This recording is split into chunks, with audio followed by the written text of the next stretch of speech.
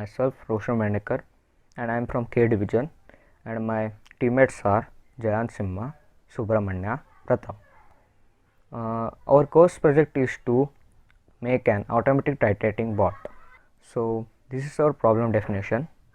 Uh, our problem is to design a semi-automatic titrating machine which is user-friendly and safe. It should be of leakage proof. This machine should work efficiently and accurately on the domestic source. This machine should weigh around a mass of 2 to 3 kgs and also should be portable. This machine should fit in an area about 1.5 into 1.5 square feet. Considering that budget, the budget should not exceed around 4,000 rupees. The machine should be able to work continuously for 3 hours. This machine should steer the solution in the beaker and should stop when the color gets changed, and the dropping of the solution from the burette should be stopped. This machine should give alert when the titration gets completed. For easy to understand our course project, we have made a function tree which will help us to run our project smoothly. Further, we have done a function clustering of titration machine. So first is burette handling unit, then next is beaker handling unit, indication unit, power receiving unit. Myself Subramanya Bhatt. I am going to explain about the subsystems identified. We found 4 subsystems in our course project: burette subsystem, steerer subsystem, color sensing subsystem, and indication subsystem. Generated concepts. We were 4 in a team, each one of generated concept to design the product. The first concept tells us that DC motor is used for the steering the solution in a beaker, and the servo motor or stepper motor is used for the opening and closing the knob of the burette. So the dropping of the solution will done from the burette to the beaker. Buzzer and LED light is used for the indication, and the color sensor is used for the sensing the color, and Arduino and other components like related circuits are placed at the bottom of the stand, which is base. And we had a thought of placing this arrangement in a casing. The second concept tells us that the DC motor is not directly steer the solution in a beaker. The DC motor is connected to the plate and the beaker is placed on that plate. When the DC motor rotates the plate, along with this plate, the beaker will rotate. So the steering of the solution will done. The concept 3. The concept 3 tells us that the DC motor is used for the steering the solution, but this steerer is movable. The servo motor or stepper motor is used for the dropping of the solution, and we had a thought of pumping the solution to the burette. The concept 4 consists of magnetic steerer, which is very costly. The servo motor or stepper motor is used for the dropping of the solution, and all these 4 concepts are having the buzzer and LED light for the indication. The concept that we selected was the first concept because each other 3 has many disadvantages. We use this because DC motor with metallic steerer is most cost efficient compared to that of magnetic steerer. The DC motor connected to a plate, if DC motor would rotate more than the specific speed, then it would cause spilling the solution out of the beaker. So in our problem definition, we specified that it would leakage proof. Hence we left those 2 ideas. And next, the pumping the solution to the burette is not specified in our problem definition, even also in a functional tree. Next, the virtual implementation. This is our GitHub page. These are the parts which are used in our course project.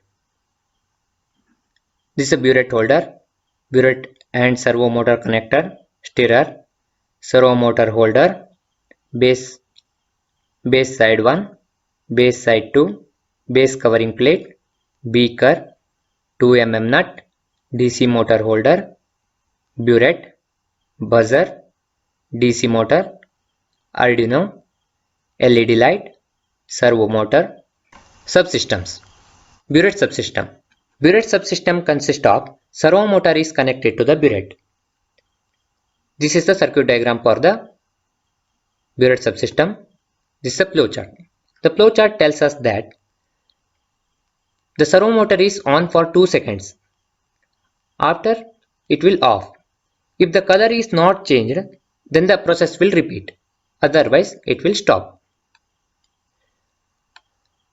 The stirrer subsystem, which stirs the solution in a beaker. The stirrer subsystem consisting of the DC motor, which is connected to the stirrer, and it is also connected to the stand. This is the circuit diagram for the stirrer subsystem. This is the flow chart. The flow chart will say the DC motor is on always if there is no color change. If the color is changed, then it will off. The color sensing subsystem. The color sensing subsystem consists of the color sensor, which is connected at the base, and the beaker. This is a circuit diagram for the color sensing subsystem. This is the flow chart. This is the indication subsystem. It consists of the buzzer and LED, which is connected to the base of the stand. This is a circuit diagram for the indication subsystem. This is the flow chart. Start. If the color is changed, then LED is on and buzzer is on. That's it. This is the complete subsystem. Here the stirrer is not visible, but stirrer is there. And this is the complete system with the casing. This is the circuit diagram for entire system: DC motor, adapter, relay module, servo motor, color sensor, Arduino board, and LED light and buzzer is connected to the breadboard. So this is the flow chart for the entire system. On starting, DC motor will turn on and start steering. Servo motor will turn on for 2 seconds and drop solution from the burette, and if the color sensed is not similar to the initial color, steering and dropping is not necessary. Hence, the DC motor and servo motor are turned off. To indicate the titration is complete, the buzzer and LED light are. So this is the bill of material for entire subsystem. Motor sizing of the entire system. Rated torque is the torque of DC motor with which it can work continuously without being heated. So as there is no load acting on the DC motor in our project, in our bot, so rated torque is the torque of the DC motor, and that is equal to 4 kg centimeter for 30 rpm working at 12 volts. Next we have battery sizing for the entire system. Here is the formula: P is equal to 2 into pi into n into t by 60, and then we get power is equal to 12.568 volts, and the next formula I is equal to P by V, we get 1.047 amperes. Therefore the adapter of 12 volts and 1 ampere is required. Functional specification of entire system: holding the components, store the titrant, store the analyte, dropping the analyte, steering the solution, sense color change, alert user. Buzzer and LED light is used for indicating the titration completion. I am R. Jayant Simha. So modeling and simulation for sprint 1. We have a video for that. So this is the circuit diagram for the sprint 1. In sprint 1 we thought of just checking whether the servo motor opens and closes the knob of the burette or not. So we just wanted to check the working of servo motor, that's it. So this is the code for that, and okay, let's simulate now. So these are the connections and simulation.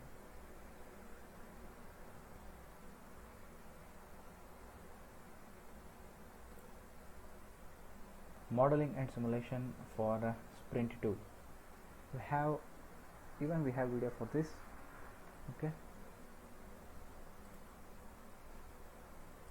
so this is the circuit setup for our sprint 2. Now we wanted to check the coordination between the DC motor, which is the stirrer in our project, and servo motor to open and close the knob. So we just wanted to check the coordination between them, and the circuit is made as shown. So now let us play the video and start simulation. So you can see servo motor rotate and a DC motor rotating now.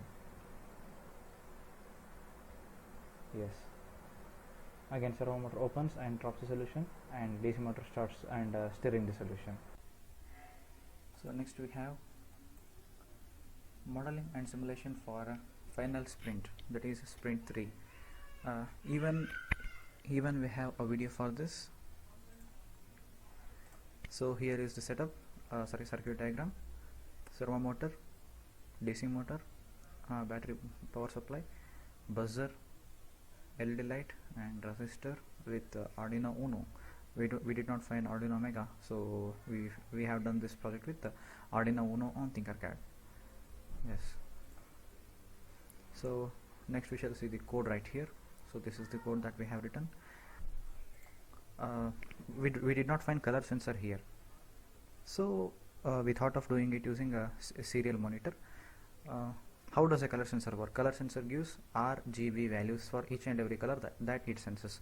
So initially let us assume titrant is transparent. The values of R would lie between 140 to 180 for transparent color, and for green 190 to 220, and for blue 200 to 230. So initially the value lies in between that. Value lies if RGB values lies in between the corresponding ranges, in the respective ranges, then it is understood that the solution is still transparent. But if the value increases beyond 180 for R, and 220 for G, and 230 for B, or falls down below 140 for R, below 190 for green, and below 200 for blue, then it would represent that the color of the solution is changed. It is obvious. And every time when the solution drops from the burette, color is changed for some time, but again it becomes transparent. So for that we have given a time limit of 6 to 8 seconds. For if until 8 seconds, if the solution is if the color of the solution is changed, then we assume that the titration is completed. Else, for example, if the solution turns pink color for 3 to 4 seconds and again turns transparent, then that's not the end point. But the transparent solution should turn pink forever. So if it turns like if the color is changed forever, that is beyond 8 seconds, then we assume that the titration has approached its end point. So this is the explanation about that, and here we have the video for this. So next we can see the serial monitor here. As we did not find color sensor, we are giving a serial input here. 152 for R between 140 and 180, 191 for G between 190 and 220, and 201 for B between 200 and 230. If that's the case, then we can see now DC motor rotates, yeah, and then servo motor rotates, and then again waits for the color sensor values. Again the values are given. the value is 159, 198 and 220. DC motor is rotating and next servo motor rotates, and again it waits for. See what happens when the input exceeds the range. Okay, here the range is exceeding.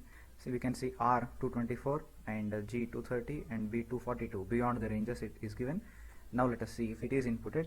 So we can see LED bulb and buzzer here. Buzzer